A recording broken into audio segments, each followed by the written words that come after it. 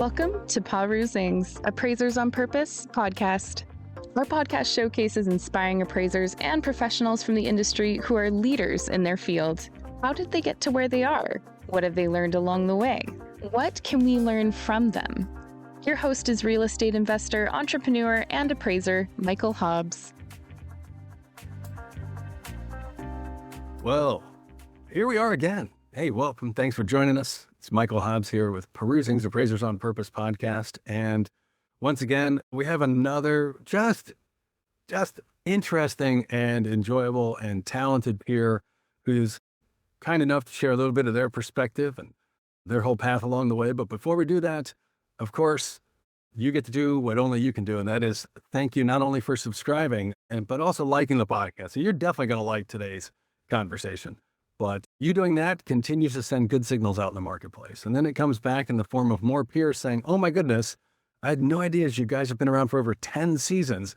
And there's so many people I've enjoyed getting sense of because I came across this recording, whichever one that they're sharing. So today with James will definitely be no different. James, thanks for joining us.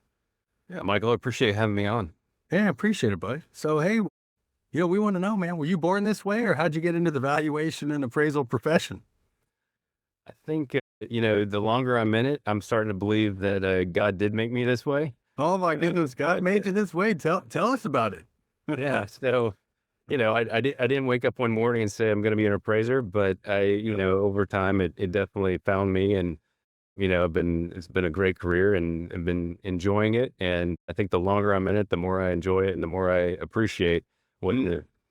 That's phenomenal. That's phenomenal. So did you grow up in and around real estate in any capacity or like what was life like for you back in the early days? Yeah. So the early days were very mild on the real estate side. I think more in high school, kind of started getting a little more interested in real estate. Ended up actually my senior year of college over the Christmas break, I got my real estate license. I figured out, no, it's college. Yeah, it's college. Yeah, yeah, yeah. Not quite that early, but yeah. So did that over Christmas break. Got my real estate license. I probably was not real experienced in what really depth of real estate there was. And so, I thought it was very specific that I said, I want to do commercial real estate versus residential. And of course, I've realized since then that was very not specific, right? There's so many different segments to be in, but at the time that was very detailed for me.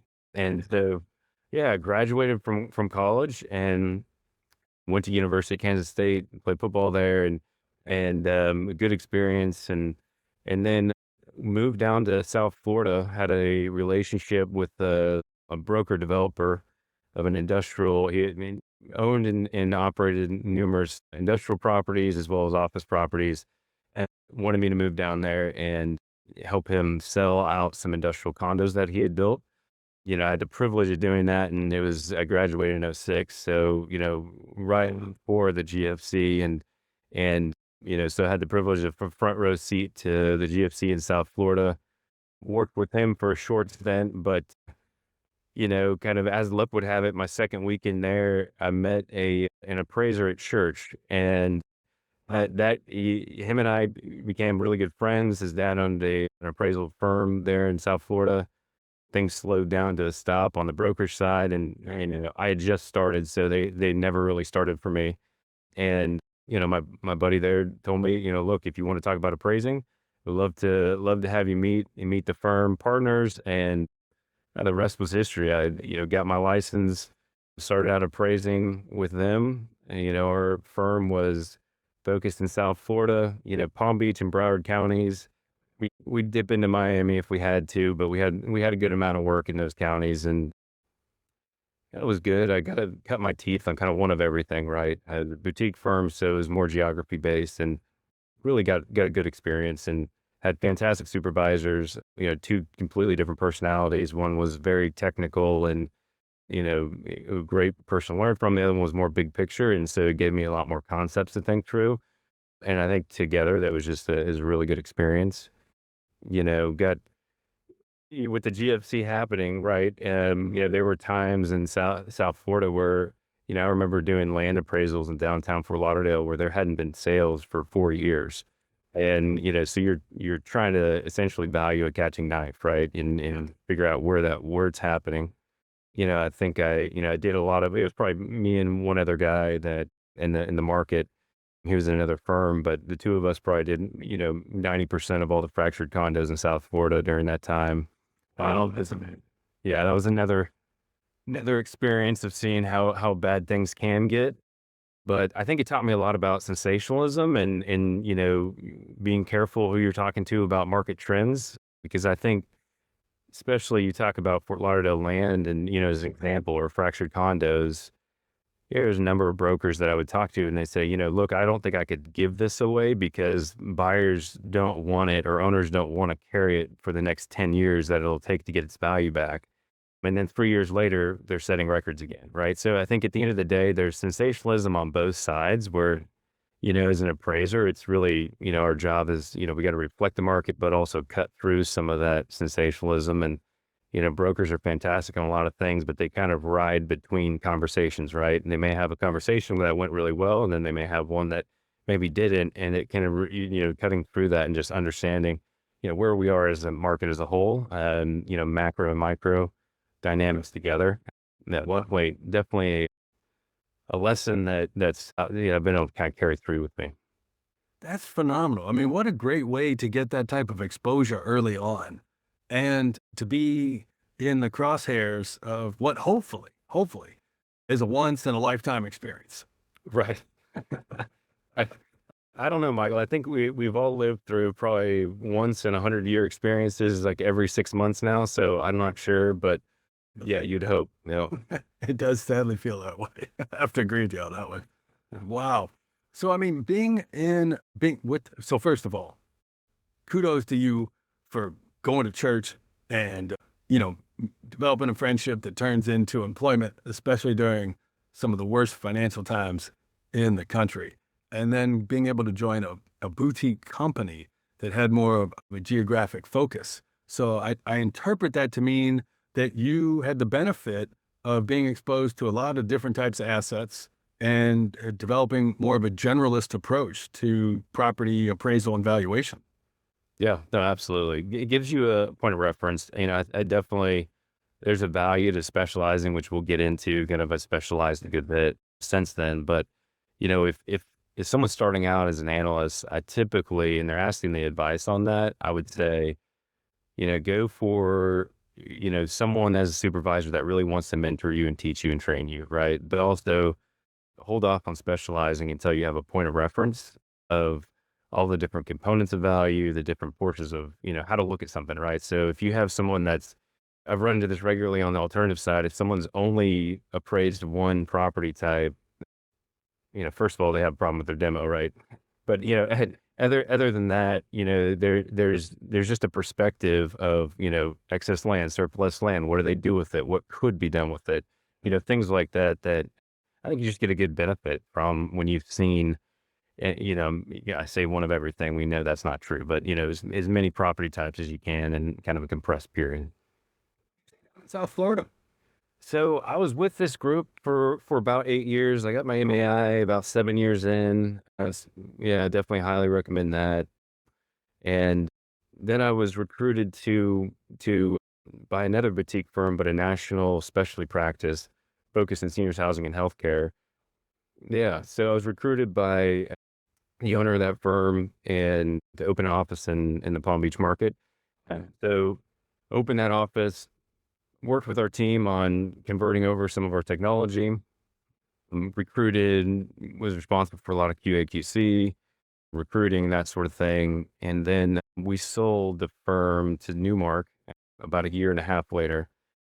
Had an opportunity to go to Newmark, and then also CBRE kind of came calling at the same time, and had a really good opportunity there. Went ahead and made the move over to CBRE at that time, and it was leading the seniors housing team in the southeast. At that time, was with CB there for a couple years, and then I actually made a move to New York with CBRE. And when I moved to New York, added in a healthcare national practice. So adding that service line to our valuation practice, as well as continuing on with the seniors housing for the East Coast. And then my role changed again, and I moved to Dallas, and it was the national practice leader for seniors housing and healthcare. Oh, wow. So it's a great experience being able to, first of all, work with fantastic people, but also, working in different markets around the country, especially New York. That was a fantastic experience. And from a clientele standpoint, some of the folks you meet, as well as just our team there is, top notch and whatnot. So very, very, you speak very highly of CV and the experience there and the folks I got to work with. Yeah. Totally get that. Wow, that's something else. What an amazing experience. I heard you mention that when you moved over to the specialty firm, it sounded like you got into a lot more of the other roles in and around valuation and appraisal. Yeah. Yeah, definitely. So that's a good thought. I mean, that's where a lot shifted from production solely to building a team that, you're responsible for, the QA/QC side of things. I'd look at team leads, including myself, as if you're a team lead, it's client ready. You don't rely on internal reviewers to catch issues. So, and I think, one of the a good litmus test there is to have someone start selling some business and have those conversations with clients. And if you value that, you start understanding what clients really want, right? And they don't want, grammar issues. They don't want issues in the transmittal letter. They want, everything looks good up front so they can really focus on the meat and potatoes of the report, which is the analysis and something that's succinct but comprehensive and really leads them to the answer, right? Because that's really what our role is, and be able to do that in a way that they saves them time, but also gives them security of being able to sign off on it. Oh, that's amazing. And then because you were recruited by that specialty firm, it sounds like they were already in place because they wanted you to open up an office in Palm Beach. What was that training and development like? Because not everybody makes that type of stuff. Yeah, I would say the training and development, I think I've been trained by some fantastic supervisors through the years. I would say that a lot of it though is, I remember my Argus training being, here's an Argus manual from 5 versions ago, and here's a report that needs Argus. And I think, there's that kind of sink or swim, and I think that develops good people, right? I mean, there's definitely some things you need to do to maybe bring people along. But I think the individual that recruited me for that, the firm owner, he told me, he goes, look, you're an MAI. I can tell you understand the valuation world, right? And he goes, I can teach you seniors housing and healthcare. And, I think that's another piece I get asked regularly is, what specialty should I choose and how should I choose it? And my response is typically, build your base as a good appraiser. Yeah. And the opportunity will find you. Don't try to select it, right? And rarely do we get to select the specialty we get, right? It's more of a, there's an opportunity. Hey, do you want to do this? And you gotta have the chops to do it. And essentially being ready, with your hand up when the opportunity comes. So I'd say that's really was the experience of making that transition. That totally makes sense. And then because you'd been exposed to that opportunity in a specialty area, being the senior housing and healthcare, did you find through exposure and as well as just the passage of time that you like that responsibility more, or did you enjoy more going back to the earlier days, kind of being much closer to the properties and much closer to the assignments? Yeah. So, running a team is very similar. Like to me, it's higher volume. So you're seeing more properties, but the way I would run teams is that, you're fully responsible for everything in those reports. And so, I enjoyed it because I'm a social person as well. So being able to have a team that you can train and kind of go through it together, I really enjoy that. And I think we, both at that firm as well as CB built some really good teams. There's some folks that I'm really close with, and some people I'd say are career brothers and sisters, right? So I think there's some of those in the industry that I just wouldn't trade those times for anything. Man, that is phenomenal.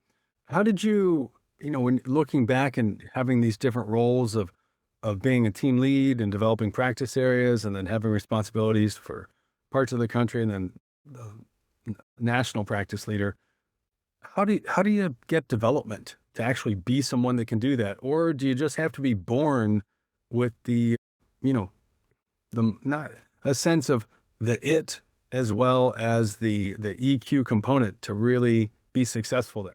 Or have you invested like 30 years of your life outside of appraisal, just continuing to develop yourself in that capacity? Yeah, and I think just like all industries and whatnot, I think there are people that kind of lend themselves to certain things, right? And like I said, I don't think anybody wakes up just saying, actually, I'll take that back. I had one kid come out of college say, I want to be an appraiser, and I hired him on the spot. And 2 years later, decided I want to be an appraiser. So I don't think it's just a guaranteed, that someone wakes up thinking that, but it's like I said, it's been a great industry for me. And some of the training, I think one of the primary skills that I would extract is creates a good appraiser. Hmm. Is someone that can digest a lot of information and infer results from that. Yeah. So being able to do that, not only from, learning from supervisors, right? It's and really the perspective that I'm kind of throwing out there is you're digesting a lot of data because while we think we've seen one of everything, right? Every day we see a different property that has a little bit different nuance, if not completely different nuance. Mhm. So it's our responsibility to extract, okay, from my experience and from all these other data points, where should this one fall, right? And it's that same thing with learning from supervisors and those around us is those that, like I said, I've been around some really good top tier people and be able to infer, some of their skill sets that and some of their actions and how they worked on things and how they carry themselves and just very, very thankful for those opportunities. And I think that's, like I said, I think the being able to infer from situations and from data sets are probably one of the primary skills I look for. Yeah, I can definitely appreciate that piece of it. When you go back to it, you had the opportunity to, play college sports. Most people don't get that opportunity. There's a lot of people out there as, business owner and someone who's been a part of groups like EO and YPO and WPO over the years. There's a number of people that have a strong bias towards the opportunity hiring collegiate athletes.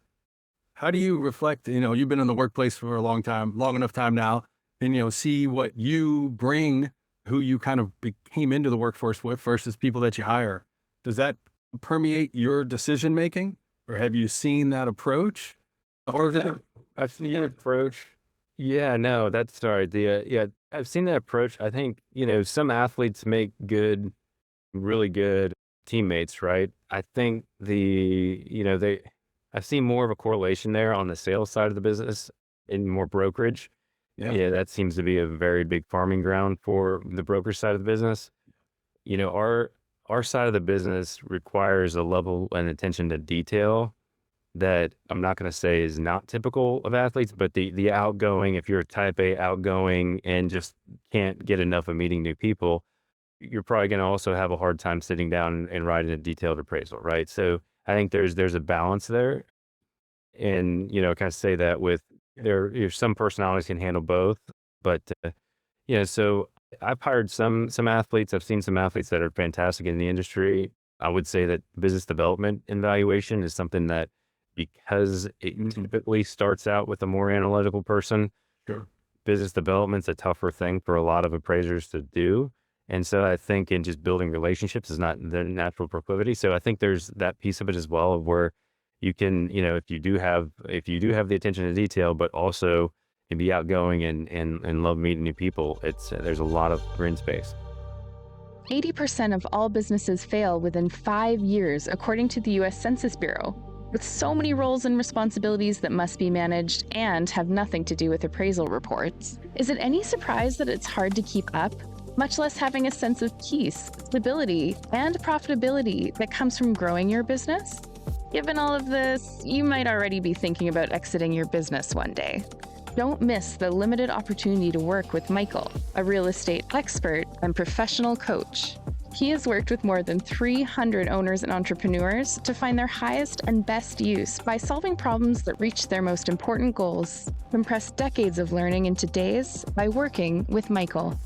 Michael is famous in real estate and business coaching. With his help, you can accelerate your growth, increase your quality of life, and earn more money, all while ultimately doing less. Michael helps you not just grow your business, but also find new purpose in it and in your life. If you're ready to take control instead of being controlled, contact him on LinkedIn or email him at michaelh@paru.com. Yeah, definitely. Definitely. Thanks for touching on that. And so because you got to start with a boutique firm and then you went to a specialty firm and then, through the acquisition, had you look much bigger and you suddenly end up with a firm of a whole different scale. Right. What were some of the things as you reflect on, like literally how, not just your own experience, but your view of the profession changed? Yeah, I think, it's interesting. I had a senior leader at CB tell me it's very entrepreneurial there, which at the time, and we went from 13 billion in revenue to 33 billion in revenue while over the stretch, as a firm wide. So, large group, right? And, I kind of thought, no, they can't be entrepreneurial, but it definitely is, where they give you a good platform and a fantastic name, No, but it is for you to take and run with, right? And so they kind of give you that starting point. And so I think that was interesting to see how some folks had been able to take that and run, right? And what they've been able to do with it. Working on a specialty practice, because it was within a specialty practice within CB, yes, it was bigger field. There were a lot more components to it than a smaller firm, but we were a specialized firm about the same size team previously. So, so there's a lot of, nuance that kind of transitioned, and from a technology standpoint, there was a lot of similarities that, wasn't a big stretch or change. And so there was a lot of that helped the transition.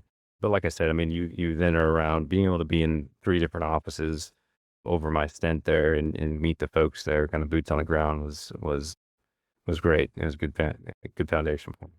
Yeah. Oh, phenomenal. What a great experience. And then obviously the scale changes, that reputation changes, and in many cases, the earning potential changes. How did you experience the change in systems? Generally, larger firms have more time and more money to invest in that than smaller firms, although things have changed significantly in recent years with the technology we have now. But you've been around the industry for a little while and you've lived through some of those. What was that experience like, and what were some of your revelations? Yeah, I think the technology definitely is different, and it depends on the firm, right? But as firms grow, they typically invest more. I think the one thing, that I've seen is that there are some legacy platforms that were fantastic when they were built, and they haven't changed a lot since that initial CapEx, right? So Yeah. I think that's that's one perspective. There are groups that kind of are sitting on their platform and not necessarily forward thinking with additional changes just because the cost associated with that. But I think it was probably less technology based of a big change for me. It was more of the being around just the sheer number of world-class people and being able to distill from them, what they were doing, how they were doing it, and, what they did well. And obviously I think there's, some things that gleaned from that, as well as some things that maybe were some challenges just given the size and footprint, right? And overall platform. Oh yeah. Oh, that is indeed something else.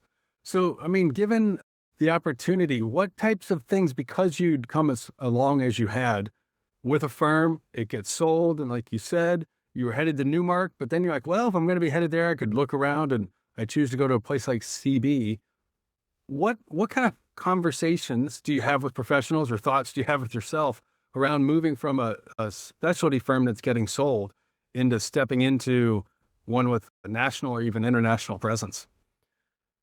Yeah, I think it's, that depends on your personality, right? Are you one to, do you know everybody in your small subsector already or not? I think that's a piece of specialization of the appraisal world is small, but then when you break into specialization, you pretty much know everybody in the country that works in that space, right? So you know each other all well enough that those are all easy phone calls to see, okay, what are you looking for? What do you need? And I think specialty practices are definitely high demand across all big firms. And I think it's definitely a growth opportunity, but also just really there's a lot of efficiencies when you know all the players, you know the sales as they're coming through. You're not trying to keep up with everything. There's just an efficiency there, but there's also a mastery piece to that, which lends itself well to my personality. Is I like to be a kind of mastery of a smaller domain, right? To understand that the players, get to know them well, and kind of push through that way. So yeah, it makes that transition a little bit, there's, like I said, there's those calls are kind of regular basis. That is indeed a change for all scale and all scope as it relates to what's going on. When you look back, what were some of those pivotal experiences you had early on in appraisal that kept you in appraisal, as opposed to moving over to brokerage or anything else? Yeah, I think, is definitely it was interesting to me, working on the projects that we were working on, getting some variation. I early on though did like being, this is where that specialist, nomenclature gets a little carried away. But when I focused in on the fractured condos per se, right? I really saw the value of being an expert in that space, and we didn't get enough of them for me to focus solely on that. But there were, I enjoyed that a lot. So I think that ability to do those things and focus in early on was something that I enjoyed. And if you're at a firm that's big enough to where you can actually get the volume to do that, it's a fantastic thing to be able to do. Got it. And so beyond that, what else was there that really kept you in it? Because, a lot of people get started here and go on to other industries or other opportunities. Yeah, I mean, I think the continual, upward mobility was significant. I think anytime you look around, I think, I started off by saying I appreciate evaluation more and more probably every year. Yeah. I get, I'm 20 years in now, and I, look around and talk with other folks in different industries, and I would say that there's a lot of opportunity. And I think it's a small world, and out of the small world, I think even a smaller component of that, see how big the opportunity is. And so in that opportunity is good and sizable. So I think given that, it's like I said, the industry's been good to me, and like I said, and I definitely appreciate it more and more.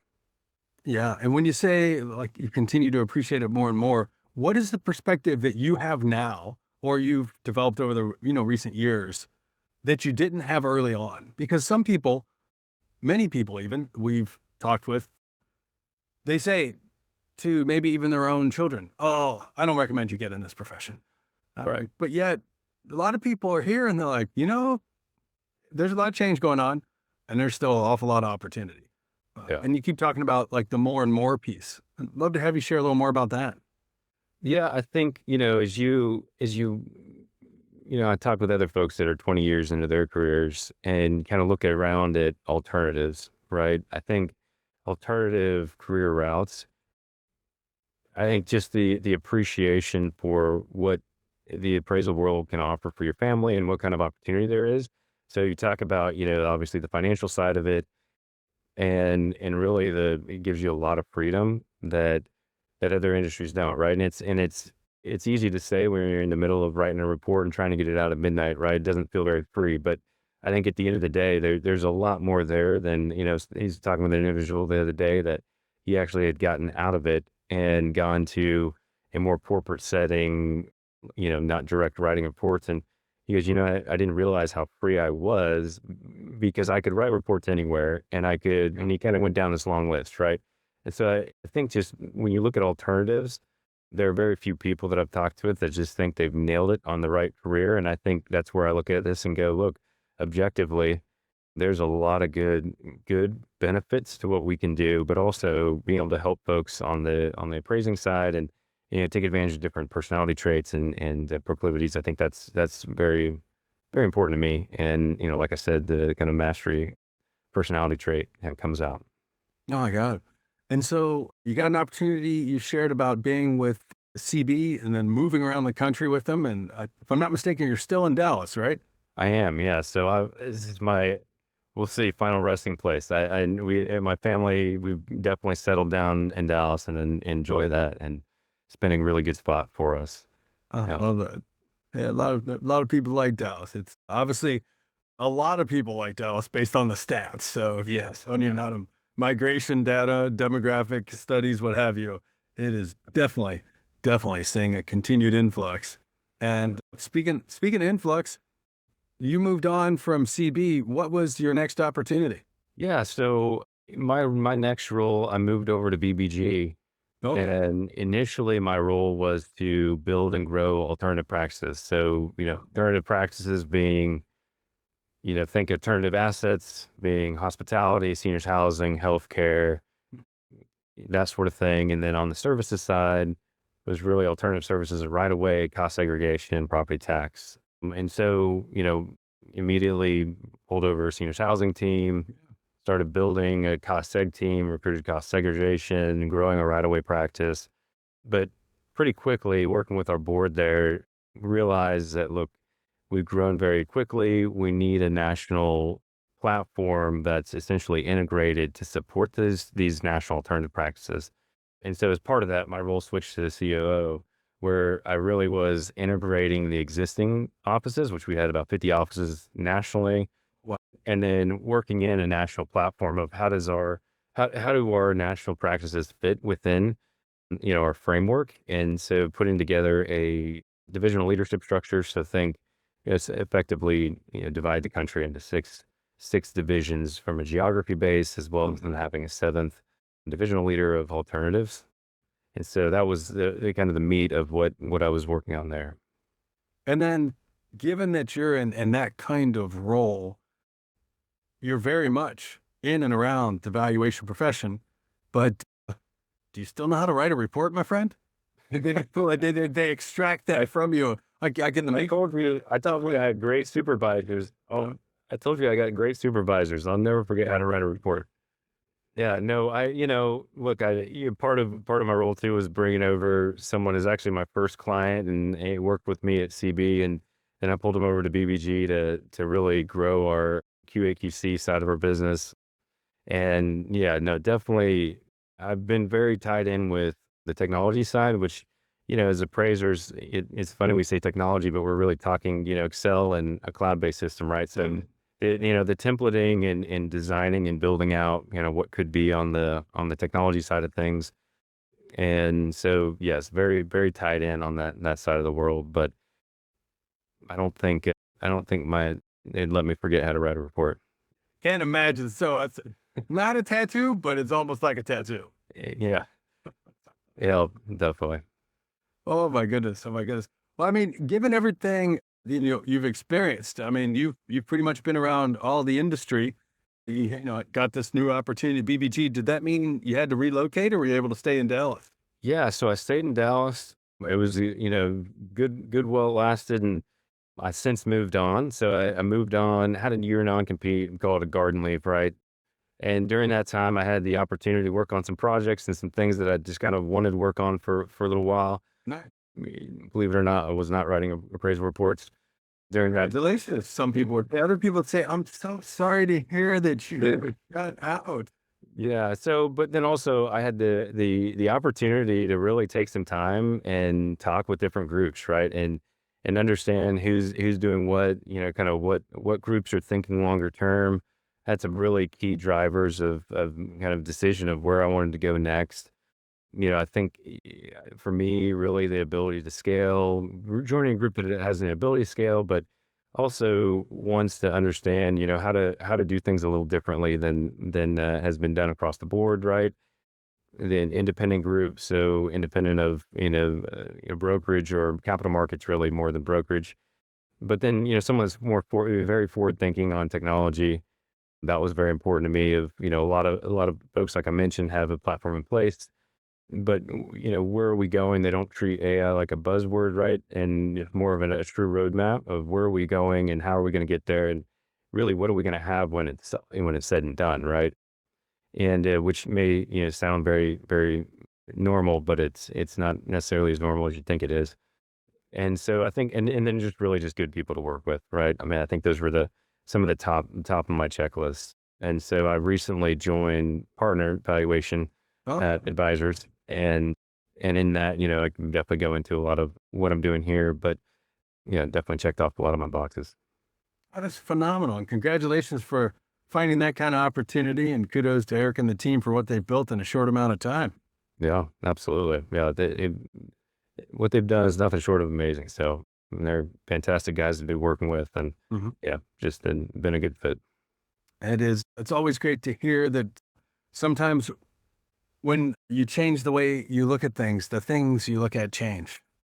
That could definitely be said of the valuation and appraisal industry, where people long considered it unchanging, and yet it's experiencing more change and more dynamic change than we've seen in a long time. And Yeah. And I think to your point, the next 3 years, 3 to 5 years, there will be some significant differentiation between those that are essentially sitting on kind of what they've built versus some folks are actually building. And when I go to the AI buzzword, it's interesting. I think it's worse than the 80/20. I think 95% of investment in AI is probably not going to go anywhere. But those that do kind of catch on to like what, actually having an outcome tied to their investment, I think that if they have a vision behind some of the low hanging fruit there's definitely a lot of opportunity on that side of the technology. yep, I would definitely agree with you. And maybe even we harken back to the 1999, early 2000s .com bust, when everybody was flocking to San Francisco. And I mean, it was amazing that the internet and everything was coming on. And then, and then it wasn't. But from those ashes, some amazing companies have come about, and they're still around today. So Absolutely. you're right on that one. So given everything you've seen and everything you've experienced and everything you've thought about, what are you looking forward to or most optimistic about over the next 3 to 5 years? I think there's, the building out a platform and kind of building on top of what's been built here. I'm excited about some of the opportunity, right? And I think that's something that really gets me up in the morning, is working with the right people, that it's just, we enjoy working together, really accretive to a similar plan. So there's an outline for where we're going, how we're doing it, and I'm going to do that together. I think that was more important to me now than I think it ever had been. And so I think, that, as well as, there's opportunity in the industry to really make, correct some change and be at the forefront of it, while also, not getting distracted by kind of rabbit trails. Right. So I think that's where we're at. I think there's going to be, the last 20 years, there's been a good amount of change, but I think over the next 5 years, there's going to be, probably equal change. And yeah, so just being part of that is definitely gets me out of bed in the morning. Man, that's fantastic. James, first of all, congratulations on all the opportunities and all the impact and influence that you've had in the time you've been in the profession. And second, thanks for coming and sharing that with us. It's really encouraging to hear a perspective we don't get to hear very often. Yeah, no, thank you for having me. I appreciate your podcast, and know several of the folks you've had on through the years, and yeah, I appreciate what you do. Oh, that's very kind of you. Very kind of you. Friends, as I said, you would definitely enjoy this podcast, and I have no idea what thoughtful, creative, or even curious questions you might pose, but hit the comments, light them up, and let James feel the love. James, thanks for joining us. All right, thank you. Thanks for listening to this week's episode of Pa Zing's Appraisers on Purpose. We hope you enjoyed learning from the amazing professional paths and achievements of our beloved guests. Before we go, please subscribe on your listening channel, Spotify, LinkedIn, YouTube, and other podcast channels to hear more from appraisers and valuers regarding their life and their work. After you drop a comment below, who is one friend and peer you can generously share this episode with? If you have any suggestions or questions for future episodes, we'd love to hear from you. Just send us a message on LinkedIn and we'll be sure to get back to you. Thanks again for listening, and until we're together again for the next session of Pa Zing's Appraisers on Purpose, create the change that you seek.